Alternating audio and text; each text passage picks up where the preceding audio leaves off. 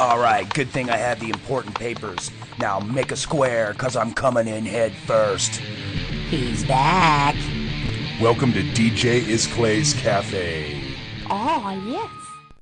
Oh, hey, welcome to the cafe.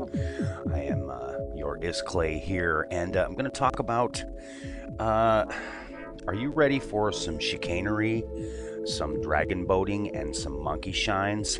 I know I am. It's kind of a wordsmith thing today. We're going to talk about wordsmith and wordsmithing later on in the show. I have got a couple of comedians who are well known as wordsmiths, if you want to call them that. A little George Carlin and a little bit of Sarah Silverman later on. I make no bones about it. Those people are good people. George Carlin died not too long ago, which is a shame. And he will rest in peace, at least in my mind and in yours. Okay, wordsmithing. I'm not really a wordsmith. I use my words, not nearly as well as I use my numbers. And when I say numbers, I mean Jack Daniels. No, I don't. No, I don't. I don't mean that. Wordsmithing. I'm not really a wordsmith. I used to play one on a radio station called Normandy Radio. I used to use my words quite a bit.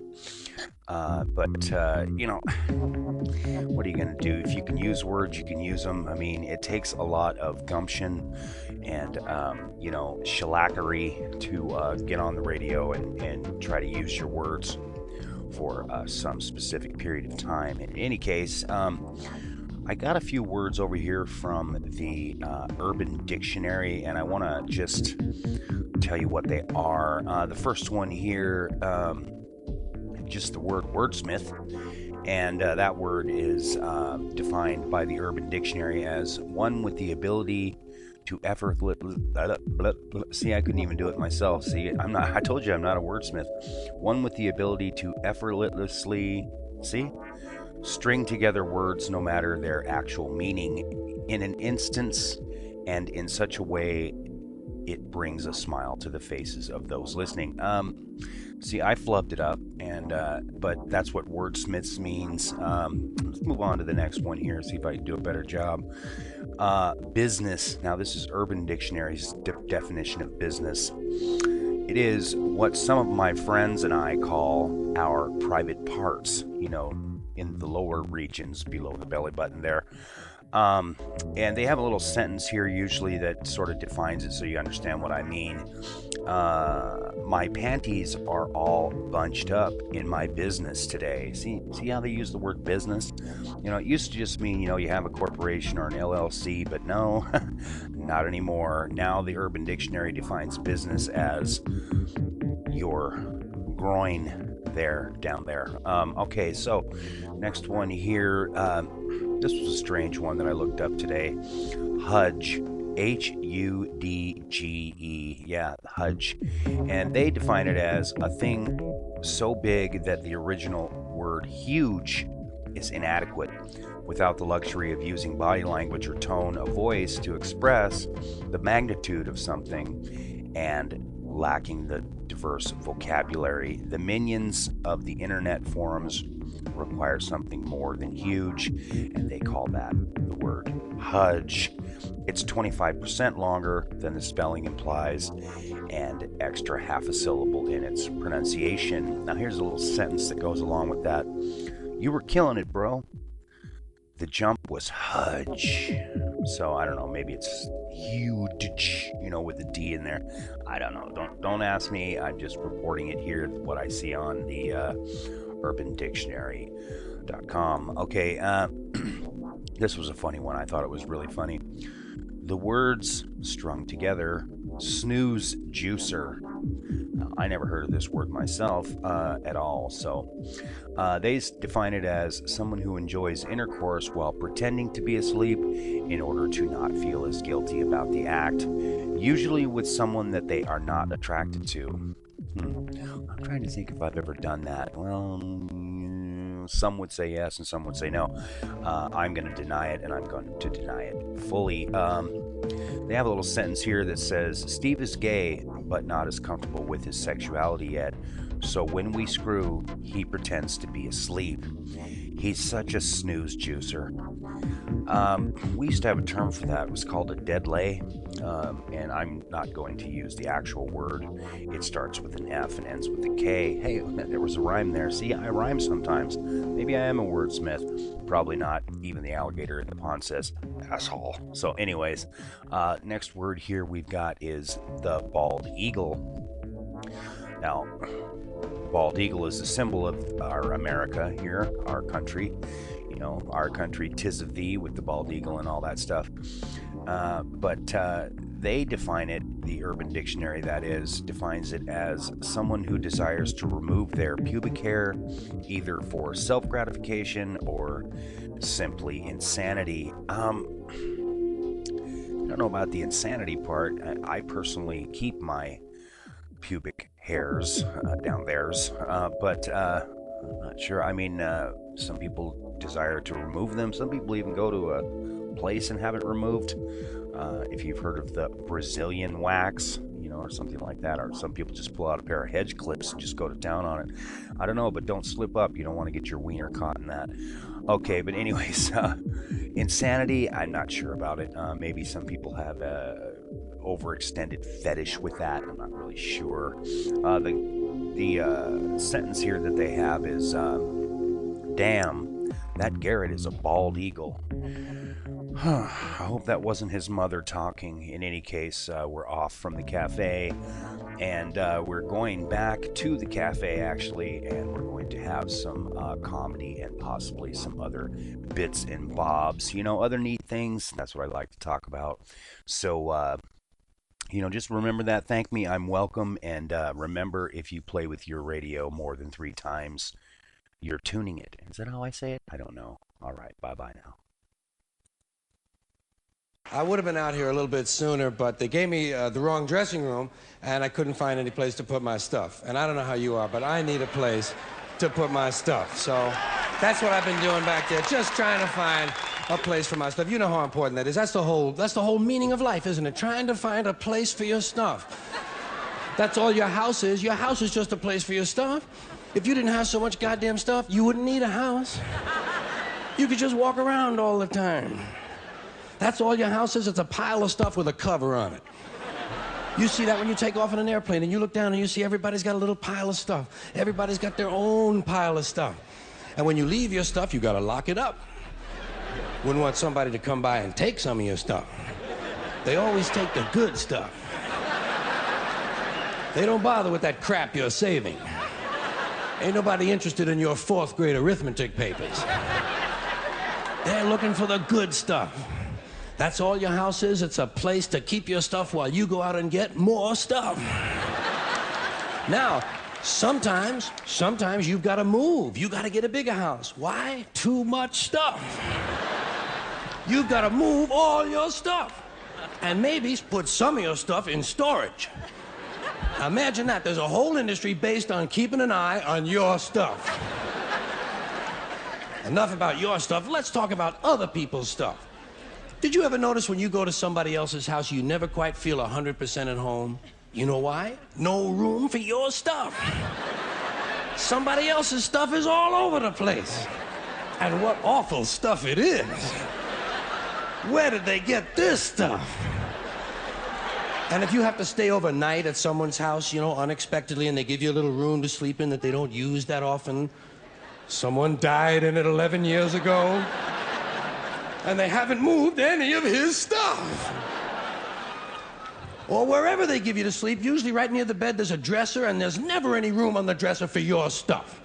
Someone else's shit is on the dresser. Have you noticed that their stuff is shit and your shit is stuff? Get that off of there.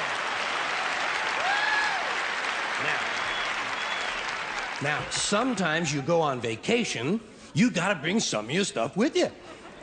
You can't bring all your stuff, just the stuff you really like. The stuff that fits you well that month. Let's say you're gonna go to Honolulu. You're gonna go all the way to Honolulu. You gotta take 2 big bags of stuff, plus your carry-on stuff, plus the stuff in your pockets. You get all the way to Honolulu and you get in your hotel room and you start to put away your stuff. That's the first thing you do in a hotel room is put away your stuff. I'll put some stuff in here, put some stuff down there. Here's another place for some stuff here. I'll put some stuff over there. You put your stuff over there. I'm putting my stuff over here. Here's another place for some stuff. Hey, we got more places than we've got stuff. We're gonna have to buy more stuff. Yeah.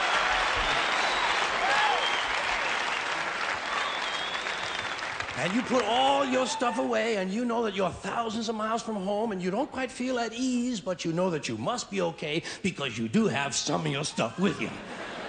And you relax in Honolulu on that basis.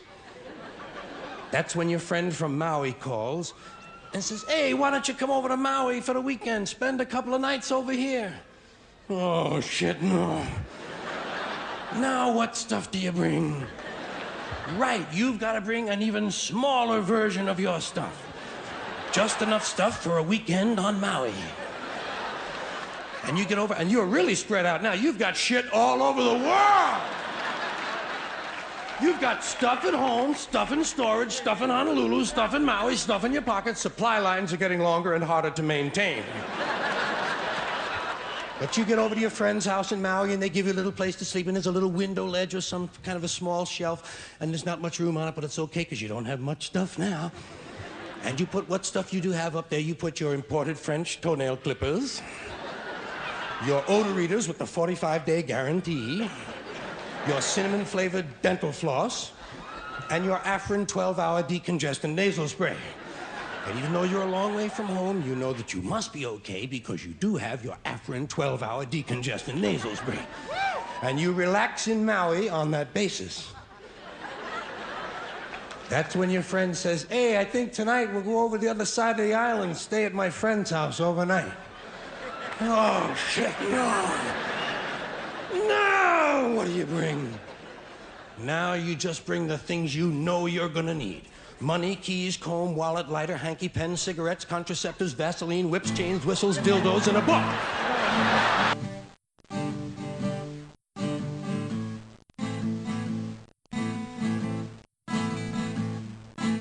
Buenos tardes, amigo. Hola, my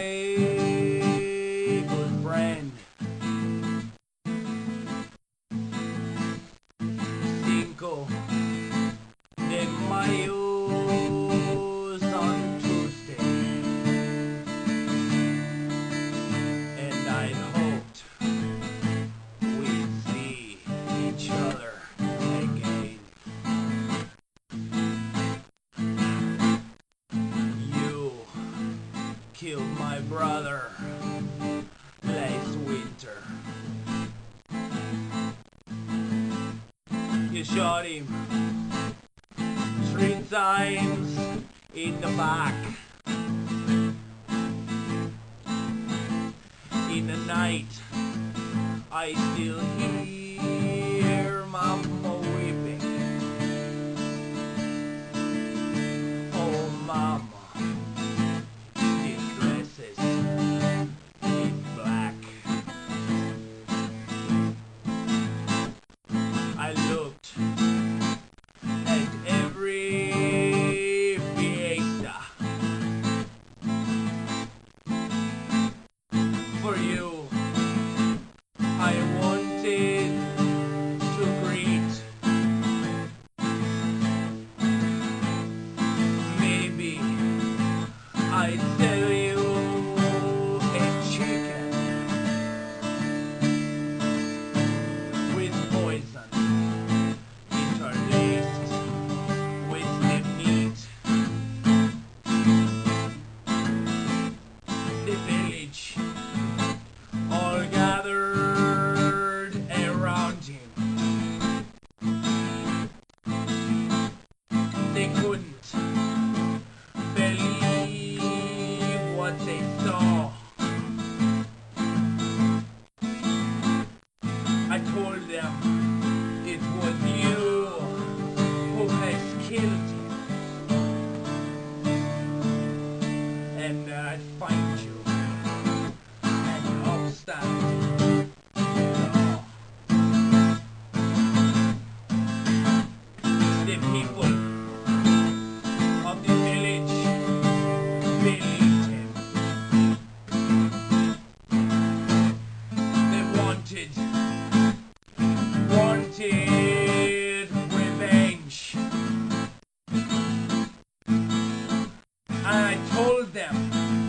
that I see that they were honored, and that I find you and put you to death.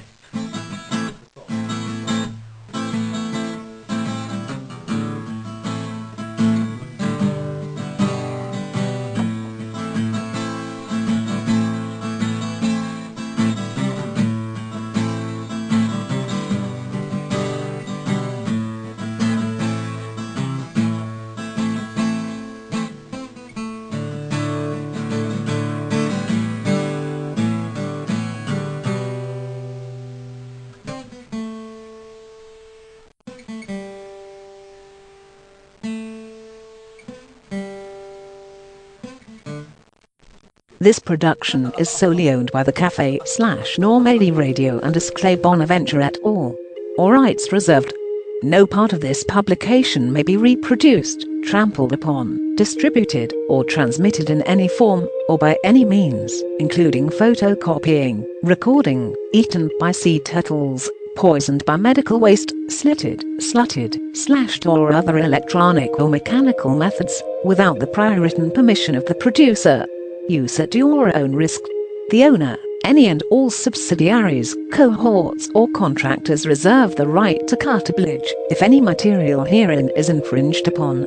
Copyright 2018 by the Cafe, Normandie Radio and Isclay Bonaventure.